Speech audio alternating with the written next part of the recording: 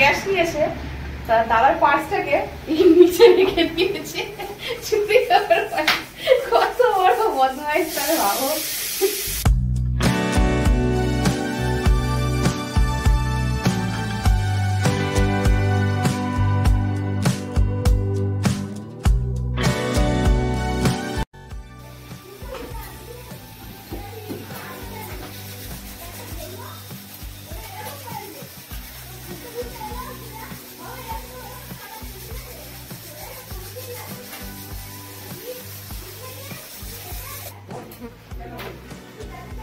ঝগড়াটা বাড়িতে এসে কচুরি থাকতো, আমার ওর দোকানে বসে থাকতো যে ওর দোকানে কচুরি খাওয়া যাবে। তোর তরকারি ভালো হয়, দোকানের কাবলুদার তরকারি ভালো হয় না, সব খেয়ে দিলাম। দেখছে আমার ভীষণ খারাপ লাগে। আর সকালে কেমন আছে?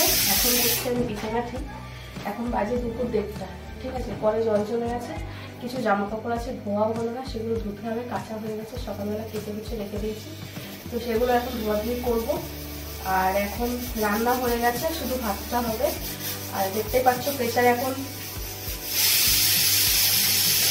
সিটিটা পড়ে গেল, প্রেসারে একটা 3 সিটি পড়লো।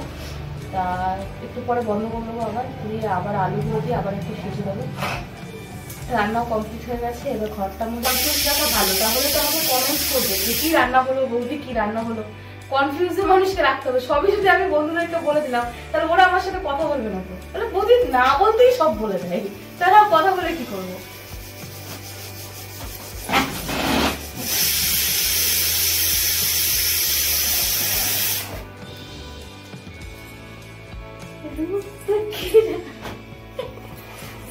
দাদানের পার্স থেকে 200 টাকা চুরি হয়ে গেছে, ঠিক আছে। জানি না কি করে, কিন্তু অন গড বলছে আমি নিইনি, ক্যামেরা ওপেন ক্যামেরার সামনে বলছে আমি নিই। আমি দাদার পকেট থেকে চুরি করতাম, দাদার সামনে দিয়ে নিয়ে কিন্তু দাদা বুঝতে পারে না, ঠিক আছে। কিন্তু দাদার সামনে দিয়ে চুরি করার সমস্যা আমার দাদা হচ্ছে।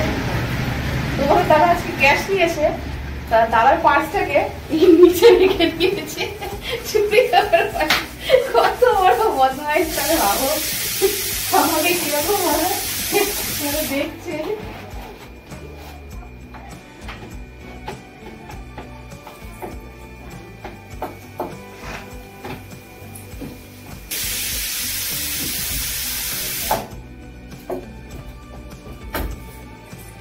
रूप की रानी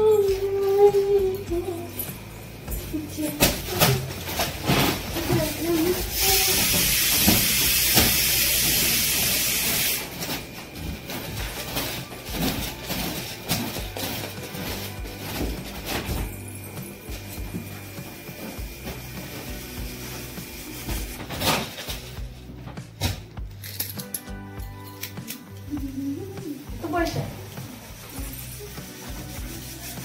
তুমি যাও, এই যে বলে না কপালে করে একটু নকল করা তুমি কি করে শুনলো তোমার কপালে ও থাকে, ও ওরকম বলবে কেন?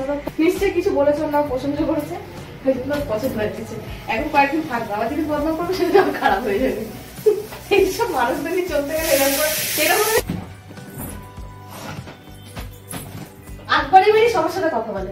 কাপড় নিয়ে বন্ধু বান্ধব করবে না, রাস্তায় বেরোবে না, মানুষকে মডার্ন হবে না, সারা জীবন কিরকম থাকবে? কেন ঝগড়াবাদি দিল, তুই লাস্টে লোকের হাতে মারও খেলো, শত্রুরা করলো, ছোট মডার্ন হবে না, একটু স্ট্যান্ডার্ড হবে না, একটু মানুষদের বন্ধু বান্ধবদের সাথে চলতে হয় তাকে, না হলে তো চলতে পারবে না। বন্ধু বান্ধব যদি না নিয়ে চলতে পারে রাস্তায়, তাহলে বন্ধু বান্ধব চলতে পারবে না। আমার ছেলেটা দেখছিল কি অবস্থা করছে, পেছনে লেগে লেগে পুরো ষষ্ঠী পুজো করে দেবে, ষষ্ঠী পুজো করে ছেড়ে দেবে।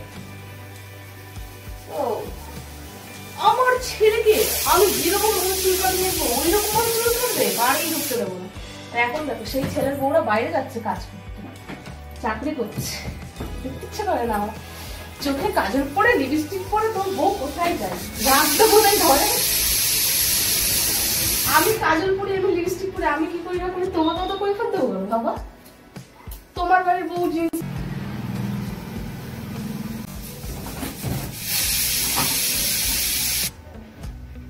কেউ সহ্য করতে পারে না।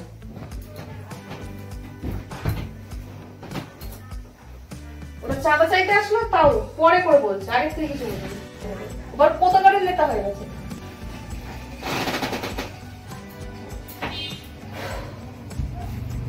দুটোর মধ্যে রান্না কমপ্লিট হয়ে গেছে। আসলে কি বলতো, তোমাদের দাদা গরম গরম খাই তো সকালবেলা, ওই জন্য ওরকম মনে হয়। আর যখন ঠান্ডা হয়ে যায় না, ভাতের হাড়ির নিচটা পুরো ঘেমে যায় সাইডে সাইডে, সেই ভাতটা আর খাওয়া যায় না। আর এই চালগুলো এতটা ইয়ে করা, 1 চাল তো এগুলো, মানে বিচ্ছিরি লাগে ভাতটা, মানে আলাদা আলাদা গন্ধ হয়ে যায়। আরো গরম গরম খাওয়া বেশ যখন তখন, ওই জন্য তোমার দাদা এই কথাটা বলছে। একদিন ভাত করে খাওয়াতে হবে সেরকম। নেমন্তন্ন করবে কাকে? জেঠুকে। তুমি তো বলে খাওয়াতে হবে। আমি কখন বললাম? তুমি তো বলে ভালো করে ভাত খাওয়াতে হবে কাকে? জেঠুকে। যেটুকু বললাম না, তোমার দাদাকে বললাম। তোমার দাদা? হ্যাঁ। বাবার দাদা মানে তো আমার জেঠু। একদিকে ছেলে, একদিকে বাবা, একদিকে সবাই মিলে মাথা খারাপ করে দিচ্ছে। এখন এই ভর দুপুর বেলা 2টোর সময় কে যায় বন্ধুরা মাঠে ফুটবল খেলতে? এখন বাবা এখন বায়না, ছেলের এখন বায়না হচ্ছে বাবার সাথে এখন মাঠে ফুটবল খেলতে হবে। বাবার ছুটি আছে, একদিন ছুটি পেয়েছে, মাথা খারাপ করে দিচ্ছে। চলো চলো মাঠে চলো। চলো, ও ভিডিও করতে মানে এখন দেখো ফুটবল খেলতে ব্যস্ত আছে। ফুটবলটা তো যাই হোক, আজকের মতো ভিডিওটা কেমন লাগলো অবশ্যই কমেন্ট করে বলো। ভালো লাগবে অবশ্যই একটা লাইক করবে, চ্যানেলটাকে সাবস্ক্রাইব করে পাশে থেকে